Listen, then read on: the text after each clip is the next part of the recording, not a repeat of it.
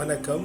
அன்பும் அமைதியும் அருளும் வலிமையும் வளமையும் வாழ்வும் நேர்மையும் உண்மையும் புகழும் உங்களுக்கு உண்டாயிருக்கும்படியாக வாழ்த்தி, ஆண்டவரும் மீட்பெருமாயிருக்கிற தேவனுடைய திருப்பெயராலே இந்த வார ஞாயிறு சிந்தனைக்காக உங்களை அன்போடு அழைக்கிறேன்.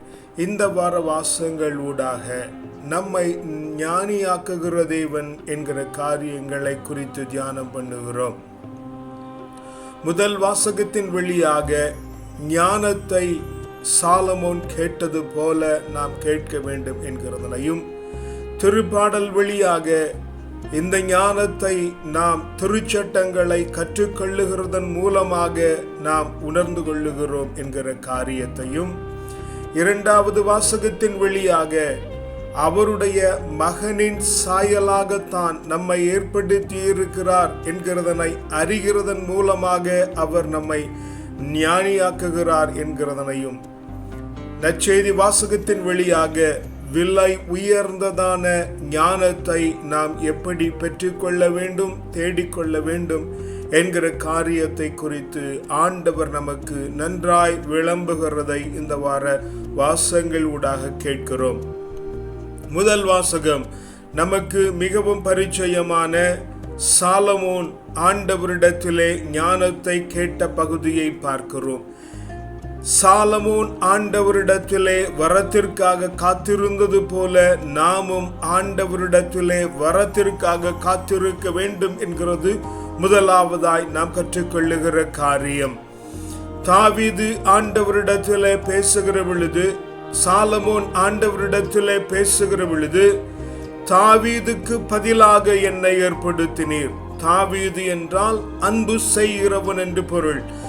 அன்பு செய்கிறதற்காகவே என்னை ஏற்படுத்தி இருக்கிறீர். அவருடைய ஞானம் என்பது அனைத்தையும் அன்பு செய்கிறது, அனைவரையும் அன்பு செய்கிறது. தாவீதுக்கு பதிலாக என்னை ஏற்படுத்தினீர் என்று சாலமோன் அங்கே அறிக்கை பண்ணுகிறார். அவர் ஆண்டவரிடத்திலே ஞானத்தை கேட்ட பொழுது, அவர் ஞானத்தை கேட்கிறதற்காக இப்படி ஒரு காரியத்தை முன்வைக்கிறார். நீதியை வழங்கவும் நன்மை தீமை என்ன என்று பகுத்தறிகிற அறிவும் வேண்டும். அதற்காக நீர் ஞானத்தை கொடும். உம்முடைய பிள்ளைகளை, திரளான பிள்ளைகளை நல்வழிப்படுத்த வேண்டும். அதற்கு நீர் ஞானத்தை கொடும் என்று கேட்கிறார். சாலமோன் ஞானத்தை கேட்கிறதற்கான ஒரு காரணம் என்னவென்றால், நீதியானதை செய்ய வேண்டும், நன்மை தீமை என்ன என்று அறிந்து கொள்ள வேண்டும்.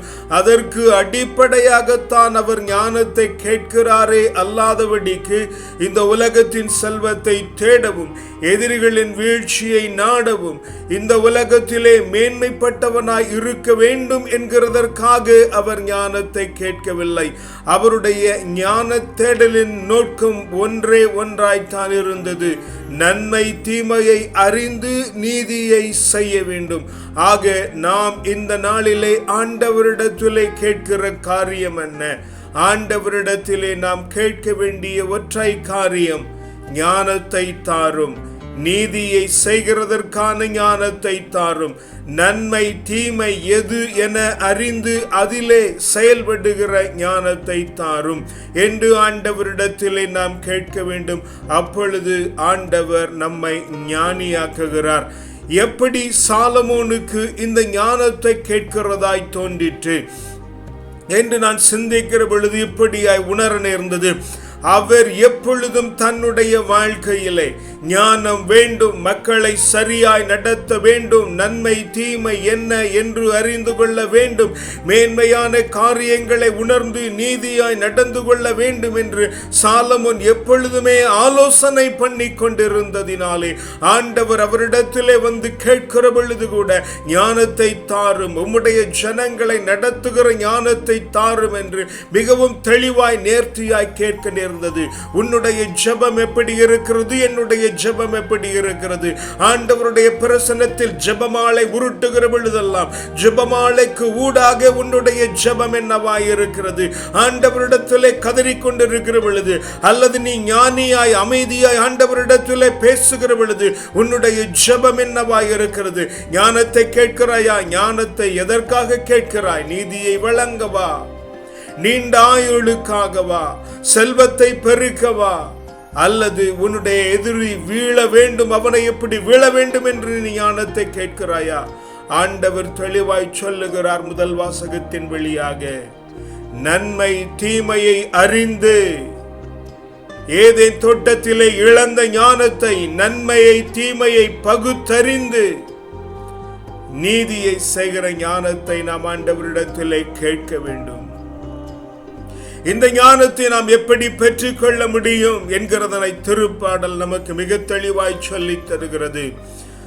திருப்பாடல் 119 முழுவதுமே ஆண்டவருடைய திருச்சட்டத்தின் மேன்மையை நமக்கு போதித்து தருகிறது. அவருடைய சொற்களை கடைபிடிக்க வேண்டும். அவருடைய சொற்கள் திருச்சட்டங்கள், அவருடைய வாய்மொழிகள் திருச்சட்டங்கள். அவர் நம்முடைய பங்கு.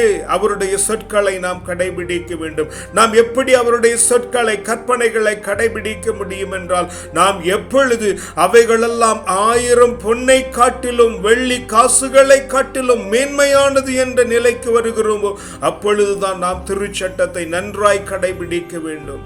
அந்த திருச்சட்டம் நமக்கு இன்பம் தருகிறது என்ற நிலைக்கு நாம் வருகிற பொழுது ஆண்டவரிடத்திலே அந்த திருச்சட்டத்தை நாம் பெற்றுக்கொண்டு அதனை கேட்டு அதன்படி நடக்க வேண்டும். யார் யாரெல்லாம் திருச்சட்டத்தை கேட்கிறார்களோ அவர்கள் பொய் வழியை தெரிந்தெடுக்கிறதில்லை. பொய் வழியை வெறுக்கிறவர்களாய் அவர்கள் காணப்படுகிறார்கள். அதற்கு திருச்சட்டத்தின் விளக்கம் உதவுகிறது. திருச்சட்டத்தை வாசிக்கிறதன் மூலமாக, திருச்சட்டத்தை உணர்ந்து கொள்ளுகிறதன் மூலமாக திருச்சட்டத்தின் விளக்கம் நமக்கு ஒளியும், நம்முடைய வாழ்வுக்கு ஒளியும், புத்திக்கு நுண்ணறிவும் தருகிறது என்று இந்த நாளில் நாம் வாசிக்கிற அந்த திருப்பாடலின் வேத பகுதி நமக்கு சொல்லி தருகிறது. நாம் ஞானம் அடைய வேண்டுமெனில், நம்மை ஞானியாக்கு அழைக்க ஆண்டவர் விரும்புகிறார் என்று சொன்னால் நாம் ஆண்டவருடைய திருச்சட்டத்தை தினந்தோறும் வாசிக்க வேண்டும். ஒரு நாளைக்கு 3 தடவை உண்கிறது போல, இந்த சரீரத்திற்கான ஆற்றலை கொடுக்கிறது போல, நம்முடைய ஆவிக்கான ஆற்றலை ஆண்டவருடைய திருச்சட்டங்களை, அவருடைய வார்த்தைகளை வாசிக்கிறதன் மூலமாக, அதை பற்றி தியானிக்கிறதன் மூலமாக, இதனுடைய காரியம் என்ன என்று ஆண்டவரிடத்தில் நாம் கேட்கிறதன் மூலமாக நாம் ஆண்டவருடைய திருச்சட்டத்தை விளங்கி நம்முடைய வாழ்வு ஒளி மிகுந்ததாய், நம்முடைய வாழ்விலே சகல காரியங்களையும் அறிந்து ஒளி மிகுந்தவர்களாய், நுண்ணறிவு மிகுந்தவர்களாய், நன்மை தீமையை அறிந்து நீதி செய்கிறவர்களாய், ஞானமுடையவர்களாய் நாம் காணப்படுகிறோம்.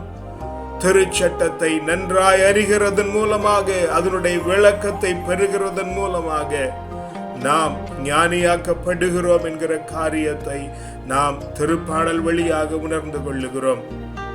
2வது வாசகத்திலே பவுல் ரோமையருக்கு எழுதுகிற பொழுது இப்படி எழுதுகிறார், அவர் நம்மை அன்பு கூர்ந்தார். அவர் நம்மை அன்பு கூர்ந்ததினாலே அவர் திட்டமாய் நம்மை அழைத்தார். ஏதேச்சையாக அவர் அழைக்கவில்லை, நம்மை திட்டமாக அழைத்தார். திட்டமாக அழைத்து அவர் நமக்கு ஒத்துழைப்பு தருகிறார். ஆவியானவர் நமக்குள் இருக்கிறார். ஆவியானவர் நமக்கு ஒத்துழைப்பு தருகிறார். நம்முள் இருக்கிற ஆவியானவர் நமக்கு நன்மைகளை செய்ய காத்திருக்கிறார். இப்படி அவர் நம்மை அழைத்து அன்பு கூர்ந்து திட்டமாய் நமக்கு நன்மைகள் செய்ய காத்திருக்கிற தேவன் எதற்காக?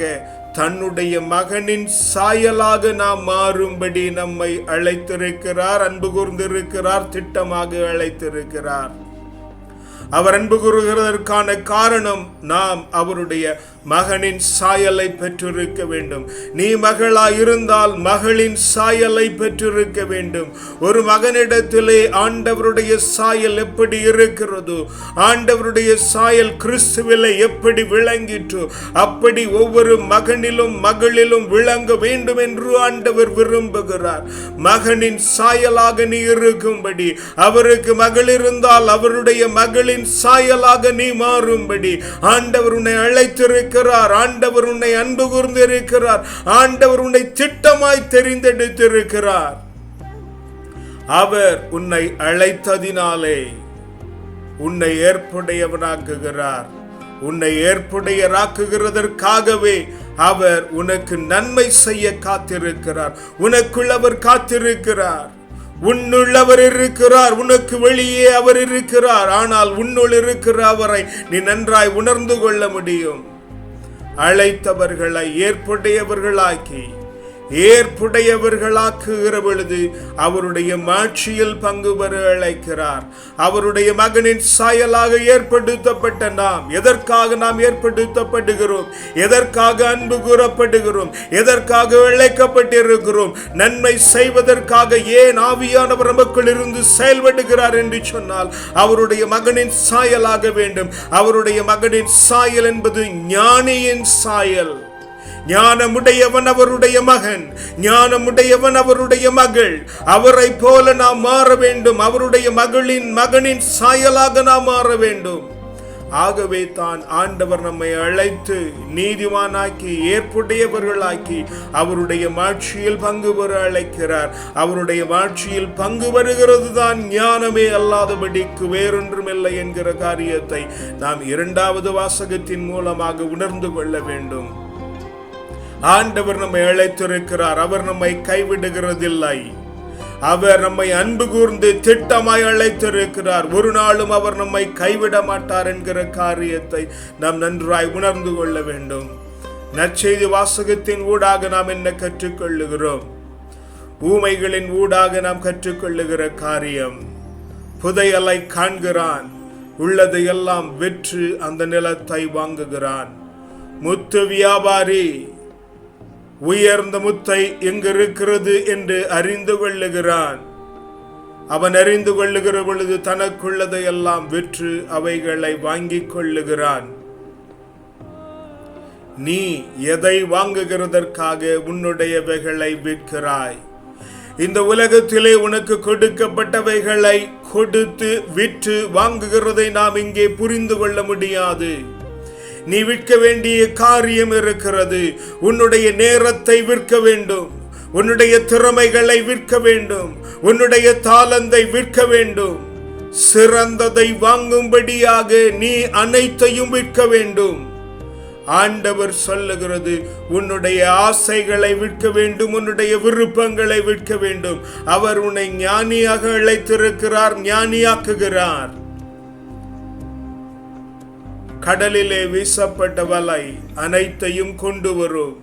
நீ ஞானத்தை தேடி திரிகிற பொழுது, நீ உனக்குள்ளாய் நீ ஞானத்தை தேடுகிற பொழுது அங்கிருந்து எண்ணற்ற காரியங்கள் உண்டாயிருக்கும். நல்லவைகளை தெரிந்தெடுக்க வேண்டும். அதனால் தான் முதல் வாசகத்திலே நாம் கற்றுக்கொண்டோம், நன்மை தீமை அறிகிறதை நாம் உணர வேண்டும். நல்லவைகளை பொறுக்கிக் கொள்ள வேண்டும், தீமையானவைகளை விலக்கி வைக்க வேண்டும். மறைநூல் வல்லுநர்கள் மறைநூலை விளக்குகிற பொழுது பழையதையும் புதியதையும் தருவார்கள் என்று ஆண்டவர் சொல்லுகிறார். நீ ஞானத்தை தேடுகிற பொழுது இதற்கு முன்பு நடந்த காரியங்கள் உனக்கு ஞாபகம் வரும். அவைகளின் ஊடாக நீ புதிய காரியங்களை பெற்றுக்கொள்ள முடியும்.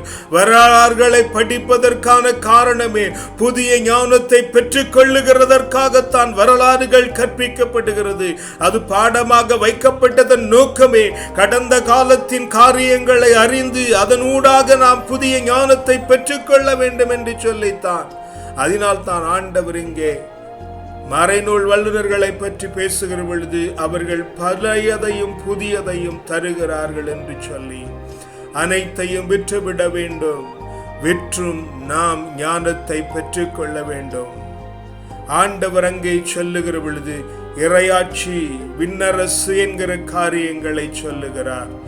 எது விண்ணரசு, எது இறையாட்சி? ஞானத்தை அடைகிறது விண்ணரசு. உனக்கென்று ஒரு விண்ணகம் இருக்கிறது. அந்த விண்ணகத்திலே நீ மட்டுமே ஆட்சி செய்கிறாய். உன்னுடைய ஆட்சி உன்னுடைய விண்ணகத்தில் காணப்படுகிறது. உன்னுடைய விண்ணகம் எங்கே இருக்கிறது, உன்னுடைய விண் என்ன என்று நீ ஆண்டவரிடத்திலே கேட்பாய் என்று சொன்னால் ஆண்டவர் உனக்கு அதை நன்றாய் விளக்கி தருவார். உன்னுடைய விண்ணகத்தில் உன்னுடைய ஆட்சி இருக்கிறது. விண்ணகத்தில் நீ ஞானத்தை தேட வேண்டும். விண்ணகத்தில் நீ நியாயமானதை செய்ய வேண்டும் என்கிற எண்ணம் கொண்டு நன்மை தீமையை அறிய வேண்டும் என்கிற எண்ணம் கொள்ளுகிற பொழுது ஆண்டவருடைய திருச்சட்டம் உனக்கு தோன்றி நன்மையான வழியில் நடத்தும் இன்பமானதை உனக்கு தரும். நீ அவருடைய ஞானத்தை தேடுகிற பொழுது நீ அழைக்கப்பட்டிருக்கிறாய், நீ அன்பு கூறப்பட்டிருக்கிறாய், நீ திட்டமாய் தெரிந்தெடுக்கப்பட்டிருக்கிறாய், நீ நேர்மையாக ஆண்டவராலே ஏற்புடையவனாக்கப்படுகிறாய். அதனாலே இந்த உலகத்திலே காணப்படுகிற சகல ஆசைகளையும் பாசங்களையும் விலக்கி வைத்து ஆண்டவருடைய ஞானத்தை நாம் பொறுக்கிக் கொள்ள வேண்டும் என்கிற எண்ணத்தை உடையவர்களாய் நாம் ஞாறுகிற பொழுது ஆண்டவர் நம்மை ஞானியாக்குகிறார். வாசகங்கள் நமக்கு மிக தெளிவாய் சொல்லித் தருகிறது. மீண்டும் ஒரு தடவை சொல்ல விரும்புகிறேன். சாலமோனை போல நாம் ஞானத்தை தேட வேண்டும். தாவீதுக்கு பதிலாக ஏற்படுத்தப்பட்டிருக்கிறோம். நன்மை தீமையை அறிந்து நீதி வழங்கும்படி ஆண்டவர் நம்மை ஏற்படுத்தி இருக்கிறார். அதனாலே இந்த உலகத்தில் நீண்டாயுளை தேடாமல், செல்வத்தை தேடாமல், எதிரியின் வீழ்ச்சியை தேடாமல் ஆண்டவருடைய ஞானத்தை பெற்றுக் கொள்ள வேண்டும். ஆண்டவருடைய ஞானம் அவருடைய திருச்சட்டத்திலே விளங்குகிறது. அந்த திருச்சட்டம் இன்பம் தருகிறது. அது 1000 பொன் காசை காட்டிலும் வெள்ளி காசினை காட்டிலும் மேலானது. அவர் நாம் ஞானம் அடையும்படியாக நம்மை அன்பு கூர்ந்திருக்கிறார், நம்மை அழைத்திருக்கிறார், திட்டமாய் தீர்க்கமாய் அழைத்திருக்கிறார். அவருடைய மகனின் சாயலாக நம்மை விரும்புகிறார். அதனாலே அவர் நம்மை அழைத்து நம்மை ஏற்புடையவர்களாக்கி அவருடைய மகனின் சாயலாக அவருடைய மாட்சியில் பங்கு பெற நம்மை அவர் ஏற்படுத்தி இருக்கிறார். விலையுயர்ந்த முத்தாக, புதையலாக, நல் மீனாக, மறைபொருளாக விண்ணரசை நாம் ஞானத்திலே தேடுகிற பொழுது ஞானம் நமக்கு வழங்கப்படுகிறது. நாம் ஞானியாக மாறுகிறோம். ஜெபிக்கலாமா? அப்பா பிதாவே, நல்ல நாளுக்கும் மேன்மை தங்கின வார்த்தைகளுக்குமாய் உமக்கு நன்றி சொல்லுகிறோம். ஆண்டவரே, தேவரீர் இந்த நல்ல வேளையிலும் மேன்மையும் மகத்துவமான வார்த்தைகளை தந்து எங்களை தேற்றி இருக்கிறதுனால உமக்கு நன்றி. அப்பா, ஞானத்தை பெற்றுக் கொள்ளுகிற வரத்தை நீர் எங்களுக்கு தருவீராக. நன்மை தீமையை அறிந்து ஞானத்தை வழங்குகிற, நீதியை வழங்குகிற ஞானத்தை அப்பா நீர் எங்களுக்கு தருவீராக. அந்த ஞானத்தின் நிமித்தம் எங்களுக்கு நீண்ட ஆயுளும் செல்வமும் உண்டாயிருக்கும். ஆண்டவரே, அவைகளை தேடாமல் ஞானத்தை தேடுகிறத முக்கிய புத்தியை நீர் எங்களுக்கு தருகிறதுனால நன்றி சொல்லுகிறோம். ஆண்டவரே, தினமும் திருவார்த்தை வாசிக்கவும், திருச்சட்டத்தை கற்றுக்கொள்ளவும், அதன்படி நடக்கவும் தேவன் எங்களுக்கு கிருபை பண்ணுவீராக.